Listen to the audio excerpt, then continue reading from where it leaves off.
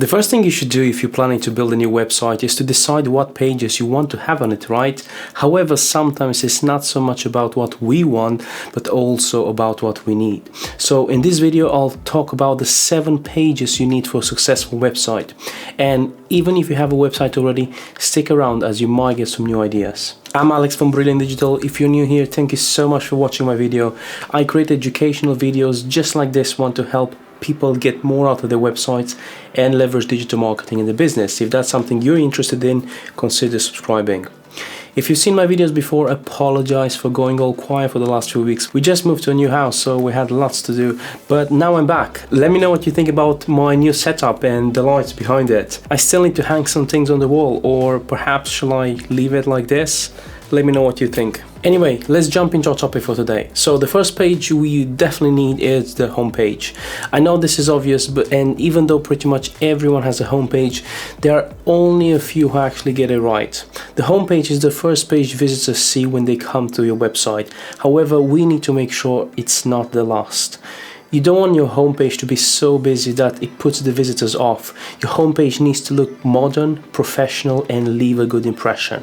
However, more importantly, it needs to be created from a customer perspective to provide users with a good experience so they can spend more time on your website and convert into customers. Ideally, you want to guide them through a journey to tell them who you are, why they should buy from you or work with you, present a summary of your services, showcase some testimonials, and then have a call to action so they can get in touch with you. Our next must-have page is the About page. I've seen so many people or businesses who, number one, either don't have an About page at all, or number two, if they have it, it's very broad, generic, doesn't really speak about them, and even worse, it tries to sell the product or the service rather than the person or the company. Let me tell you this, the most important lesson I've learned in marketing is that people buy people.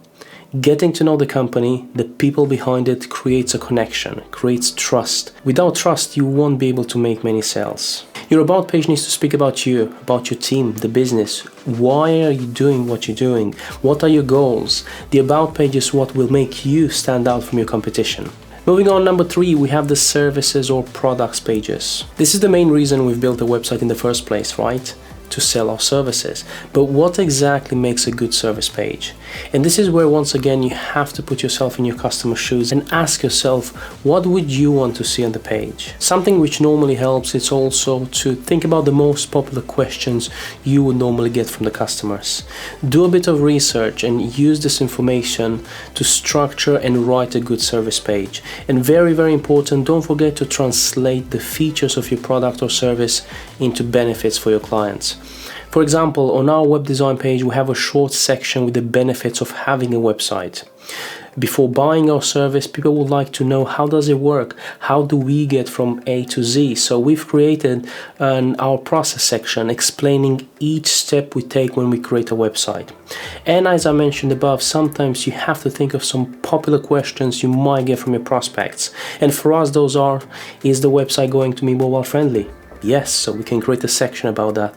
Will I be able to make changes to the website? Yes, of course, we provide website training as well. So again, I can create a section on our web design page to let customers know about that. But rather than waiting for people to send us these questions, we can create other sections on our web design page which cover exactly this topic, so we are answering those questions before they're even asked. Speaking of questions and answers, an FAQ is also a good section to introduce on your service page. One thing to remember though is that it's not your website that ranks in Google, but each individual page based on its overall theme. That's why I always recommend, rather than having one or service pages which lists everything, it's better to have one page for each individual service. Moving on, number 4, a blog. Some of you might think, ooh, I'm not a blogger. Why do you need a blog page?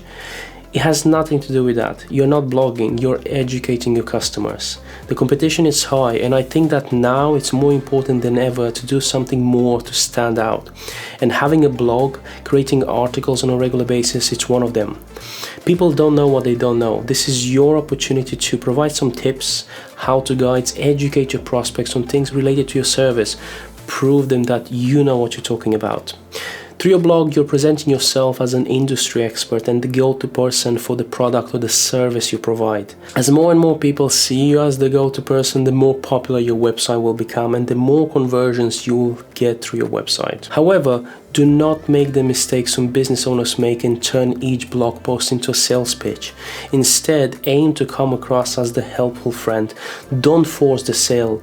Let the education side of the blog do the selling for you. Number 5, it's an obvious one, but we need to cover it as you do need it on every website, and that is your contact page. You have a great website, you've presented your services, why people should work with you through your blogs, you convince them that you're the best person to help them. What's next? Well, obviously for people to get in touch. So that's why on your contact page you would typically have a contact form, contact details such as phone number, email address, perhaps some social media links.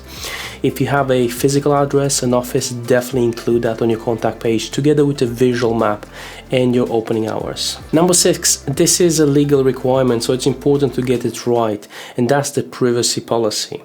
I say get it right because I've seen so many people who either don't have a privacy policy or they decided to use a template or copied a privacy policy from a different website. With the GDPR regulations that were introduced in May 2018, you can't get away using a template anymore because you need to be specific on how your website is collecting and protecting the customer's data. This won't be a popular page on your website. People don't tend to visit this page. It's just one of those that you need to have. However, by having one, you can score some extra points with your customers because it shows that you're serious about your business and protecting your customers and their personal information.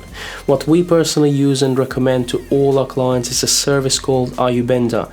It's roughly about £20 per year and provides us with a GDPR compliant privacy policy and cookie policy. I will post a link in the description below, check it out. And last but not least, it's not really viewed as an essential. You can certainly launch your website without this page. However, it weighs a lot when it comes to the success of the website, and that is the case study page, or a page where you show your work and your clients' testimonials.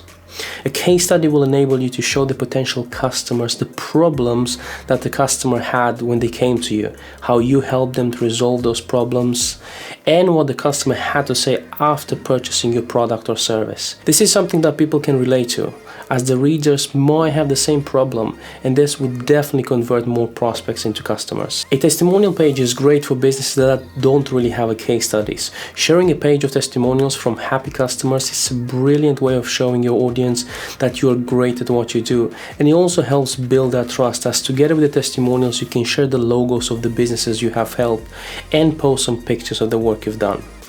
People are more likely to buy from you if you have proven to them through case studies and testimonials that you are the best person to help them. In our case, for example, our web design portfolio is the second most popular page on our website. This tells us two things. Number one, that the page is obviously getting lots of attention, so people are definitely interested in seeing those case studies. And number two, based on the same point, this tells us that we should definitely invest more time in creating more and better case studies, as this would definitely help us close more sales. Now, if you are interested in getting more out of your website and leverage digital marketing in your business, check out the videos on the screen now, and of course subscribe. Before you go, hit that like button if you enjoyed the video and let me know in the comment section below. Have a great day, and I'll see you next time.